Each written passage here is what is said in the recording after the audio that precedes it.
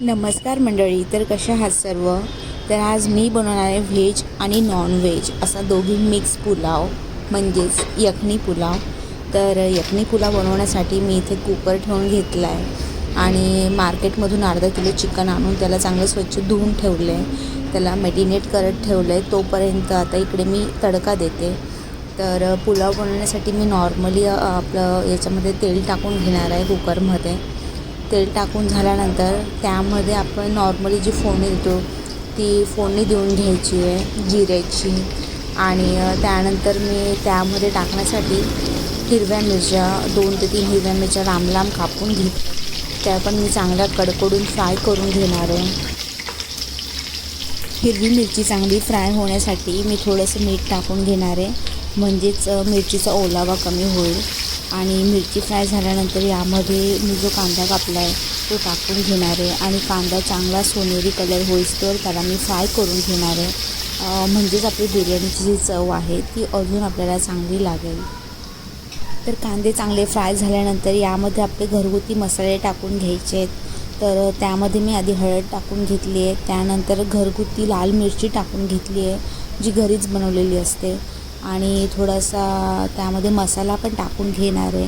जो आपला खडा मसाला असतो आम्ही तो स्टोअर करून ठेवत असतो वर्षभराचा, तर तोच मी टाकला आहे. दुसरं बाहेरचं काही टाकलं नाही आहे. आणि त्यानंतर चवीनुसार याच्यामध्ये मीठ टाकून घ्यायचं आहे आणि याला चांगलं मिक्स करून घ्यायचं आहे. आणि जर तुम्हाला बिर्याणीची टेस्ट अजून चांगली हवी असेल तर तुम्ही बाहेरचा पण मसाला यामध्ये वापरू शकता. तर बघू शकता आता मसाला इकडे चांगला फ्राय झाल्यानंतर जे चिकन मी मीठ लावून ठेवलेलं आहे, मीठ आणि लिंबू लावून ठेवलेलं आहे ते आता मी यामध्ये टाकून घेणार आहे आणि याला चांगलं आपल्याला परतून घ्यायचं आहे.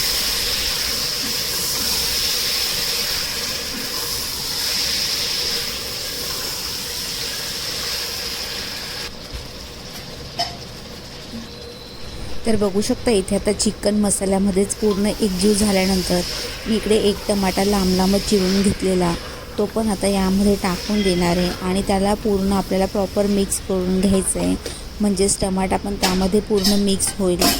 आणि त्यानंतर कुकरचं झाकण लावून द्यायचं आहे आणि शिट्टी वगैरे काही घ्यायची नाही आहे. फक्त आपल्याला 10 मिनटं वाफेवर चिकन ठेवायचं आहे, म्हणजेच ते मसाला वगैरे त्याला पूर्ण लागेल.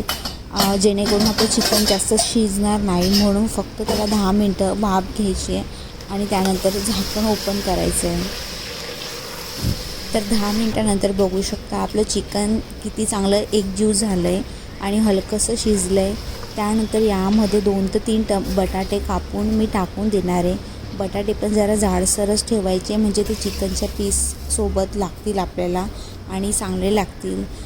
बटाटे टाकून झाल्यानंतर मी तांदूळ भिजवत ठेवलेले ते पण मी यामध्ये टाकून घेणार आहे. आणि ह्या बिर्याणीमध्ये मी जास्त पाण्याचा वापर करणार नाही आहे. जेवढं चिकनला पाणी सुटेल तेवढंच. त्यानंतर मी यामध्ये थोडं दही टाकून घेणार आहे.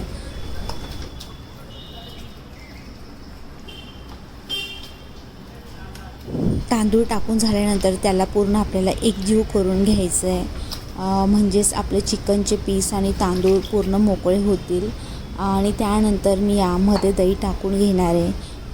मी यात दही यासाठी टाकलं कारण की ती जी बिर्याणीची टेस्ट असते ती पाण्यापेक्षा दह्यात जास्त अजून चांगली येते, थोडी आंबूस लागते.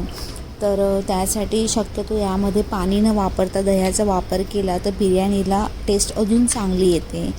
आणि मी पण पहिल्यांदाच बिर्याणीमध्ये बटाटे टाकून ट्राय केलेलं, तेव्हा मलाही वाटलं की हे असं काय आहे करून की कसं लागेल.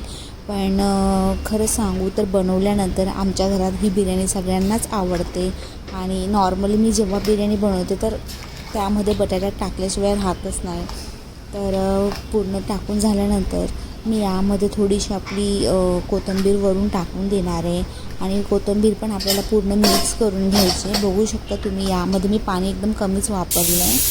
तर कोथिंबीर टाकून मिक्स करून झाल्यानंतर आपण कुकरचं झाकण आहे ते बंद करूयात आणि याचे फक्त आपल्याला 2 ते 3 शिट्ट्या घ्यायच्या आहे आणि आपल्याला गॅस बंद करायचा आहे. तर बघू शकता 2 ते 3 शिट्ट्यानंतर आपली बिर्याणी किती मस्त आणि छान झालेली आहे. तर मग तुम्हाला रेसिपी कशी वाटली, आवडली असेल तर लाईक आणि कमेंट करून नक्की कळवा. चॅनलवर नवीन असाल तर सबस्क्राईब करायला विसरू नका. थँक्यू.